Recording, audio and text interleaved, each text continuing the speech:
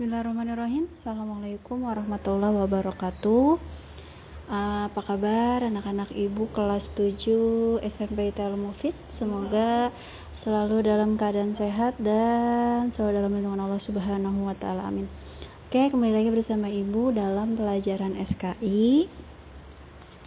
Kita lanjut materi kita minggu lalu di bab 3. Buka buku paket kalian masing-masing. Kita masih stay di bab 3 ya, tentang strategi dakwah Nabi Muhammad Sallallahu Alaihi Wasallam di Madinah.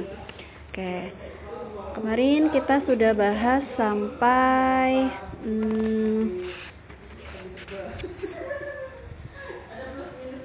ini ya. Nah,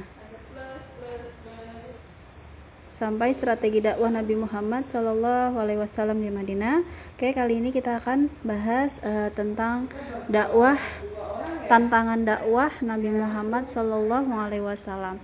Sini ada beberapa peperangan yang terjadi dalam periode Madinah ini ya. Yang pertama ada perang Badar. Buka halaman 55. Sini perang Badar terjadi tanggal 17 Ramadan tahun 2 Hijriah bertepatan 8 Januari 623 Masehi. Kaum muslimin berjumlah 314 orang sedangkan kafir Quraisy berjumlah 1000 orang. Oke. Lihat ya, di sini ada sedikit perbedaan ya yang ibu rangkum di sini. 623 Masehi, di buku kalian ada 624 Masehi. Nah, walaupun jumlah kaum muslimin lebih sedikit dari kaum kafir Quraisy, tapi peperangan ini dimenangkan oleh kaum muslimin. Jadi perang Badar ini dimenangkan oleh kaum muslimin. Kemudian yang kedua perang Uhud. Terjadi pada pertengahan bulan Sya'ban tahun ketiga Hijriah, bulan Januari tahun 625 Masehi. Terjadi di Gunung Uhud sebelah utara kota Madinah. Nah, penyebab kekalahan kaum muslimin antara lain pertama, tentara panah berjumlah 50 orang yang ingkar pada Rasul. Kemudian yang kedua, adanya kaum munafik 300 orang. Perbedaan pendapat antara kaum tua dan kaum muda. Nah, jadi perang Uhud itu dimenangkan oleh kaum kafir ya, karena tadi ada beberapa faktor. Dan pada perang Uhud ini ada 70 pasukan muslimin gugur di medan perang. Oke, lanjut ke perang Khandak, halaman 56 ya. Terjadi pada bulan Syawal tahun kelima Hijriah, pada bulan Maret tahun 627 Masehi. Terjadi di sebelah utara kota Madinah, disebut Khandak parit karena kaum muslimin membuat parit pertahanan. Dinamakan perang Ahzab. Perang Khandak atau perang Ahzab karena kaum Quraisy bersekutu dengan penduduk lain yang berada di kota Mekah. Kaum muslimin berkekuatan 3.000 orang, kaum Quraisy berjumlah 10.000 orang. Tapi perang Khandak ini dimenangkan oleh kaum muslimin ya. Oke, lanjut. Usaha-usaha yang ditempuh Rasulullah untuk membentuk masyarakat Islam. Yang pertama itu membangun masjid. Masjid yang pertama kali dibangun oleh Rasulullah Shallallahu Alaihi Wasallam di Madinah ialah Masjid Quba, yang berjarak kurang lebih 5 km sebelah barat daya Madinah. Masjid Quba dibangun pada tanggal 12 Rabiul Awal tahun pertama Hijriah atau 20 September 622 Masehi. Kemudian mengenai fungsi atau peranan masjid pada masa Rasulullah SAW adalah yang pertama itu masjid sebagai sarana pembinaan umat Islam di bidang akidah, ibadah dan akhlak. Masjid merupakan tempat belajar dan mengajar tentang agama Islam yang bersumber kepada Al-Quran dan hadis. Kemudian mempersaudarakan kaum muhajirin dan ansor. Nah, sini kaum muhajirin adalah para sahabat Rasulullah Shallallahu Alaihi Wasallam, penduduk Mekah yang berhijrah ke Madinah. Ansor adalah para sahabat Rasulullah Shallallahu Alaihi Wasallam, penduduk asli Madinah yang memberikan pertolongan pada kaum muhajirin. Rasulullah Shallallahu Alaihi Wasallam memberi contoh dengan mengajak Ali bin Abi Thalib sebagai saudaranya. Apa yang dicontohkan oleh Rasulullah Shallallahu Alaihi Wasallam dicontoh oleh seluruh sahabat. Misalnya Hamzah bin Abdul Muthalib, paman Rasulullah Shallallahu Alaihi Wasallam, pahlawan Islam yang pemberani, bersaudara dengan Zaid bin Haris, mantan hamba sahaya yang kemudian dijadikan anak angkat Rasulullah. Abu Bakar As-Siddiq bersaudara dengan Karizah bin Zaid. Umar bin Khattab bersaudara dengan Itban bin Malik al-Khazraji, ini kaum Ansornya ya.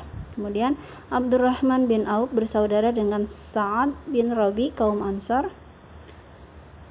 Kemudian pembangunan peranata sosial dan pemerintahan. Pada masa Rasulullah, penduduk Madinah mayoritas sudah beragama Islam, sehingga masyarakat Islam sudah terbentuk, maka adanya pemerintahan Islam merupakan keharusan. Rasulullah SAW selain sebagai seorang nabi dan rasul juga tampil sebagai seorang kepala negara, khalifah atau presiden ya kalau dalam Indonesia. Kemudian sebagai kepala negara, Rasulullah SAW telah meletakkan dasar bagi setiap sistem politik Islam, yakni musyawarah. Melalui musyawarah, umat Islam dapat mengangkat wakil-wakil rakyat dan kepala pemerintahan, serta membuat peraturan-peraturan yang harus ditaati oleh seluruh rakyatnya dengan syarat peraturan-peraturan itu tidak menyimpang dari tuntunan Al-Quran dan hadis. Kemudian mengadakan perjanjian perdamaian dengan kaum Yahudi. Rasul telah mengambil langkah yang tepat, yakni mengadakan perjanjian perdamaian dengan bangsa Yahudi, dan tindakan ini belum pernah dilakukan Rasul-Rasul sebelumnya. Isi perjanjian kaum Yahudi yaitu yang pertama, kaum Yahudi berdampingan dengan kaum Yahudi Muslim. Yang kedua, kedua belah pihak wajib menolong. Ketiga, kota Madinah dijadikan kota suci. Keempat, jika terjadi perselisihan antara mereka, penyelesaian diserahkan kepada Rasul. Kemudian yang kelima, siapa saja yang tinggal di dalam atau di luar Madinah wajib dilindungi keamanannya. Kemudian hikmah sejarah dakwah Rasulullah Shallallahu Alaihi Wasallam periode Madinah. Yang pertama, terjadinya persaudaraan sebagaimana yang dilakukan oleh kaum muhajirin dan ansar, yang dapat memberikan rasa aman, tentram, serta memperkuat ukhuwah Islamiyah. Yang kedua, sikap penjaga persatuan dan saling menghormati antar sesama pemeluk agama. Memahami bahwa umat Islam harus berpegang pada aturan Allah. Yang keempat, menjadikan perjuangan Rasul sebagai sumber inspirasi dan motivasi dalam menyiarkan Islam berdasarkan peraturan Allah. Kemudian sikap dan perilaku yang mencerminkan dakwah Rasulullah Shallallahu Alaihi Wasallam, yaitu yang pertama, mengimani dengan sebenar-benarnya bahwa Nabi Muhammad Shallallahu Alaihi Wasallam adalah Rasul dan Nabi penutup para Nabi. Yang kedua, mencintai Rasulullah. Yang ketiga, membiasakan yang disunahkan oleh Rasul. Yang keempat, gemar dan senang membaca buku sejarah Nabi. 5. Memelihara silaturahmi dengan sesama manusia. Yang keenam, berkunjung ke tanah suci atau Madinah untuk melihat atau menafak tilas perjuangan Nabi Muhammad SAW. Yang ketujuh, mempelajari dan memahami Al-Quran dan hadis-hadisnya. 8. Senantiasa berjihad di jalan Allah. 9. Aktif dalam acara kepanitiaan untuk memperingati hari-hari besar Islam. 10. Merawat dan melestarikan tempat ibadah, masjid. Yang ke-11, menekuni dan mempelajari warisan Nabi Muhammad SAW. Oke, cukup sampai di sini. Semoga kita bisa mengamalkan sikap dan perilaku yang mencerminkan dakwah Rasul, seperti yang tadi Ibu sebutkan. Semoga kita senantiasa terjaga keimanan kita dan senantiasa berbuat kebaikan kepada sesama dan lingkungan. Oke, cukup sekian untuk hari ini. Ibu akhiri, kurang lebihnya Ibu mohon maaf. Assalamualaikum warahmatullahi wabarakatuh.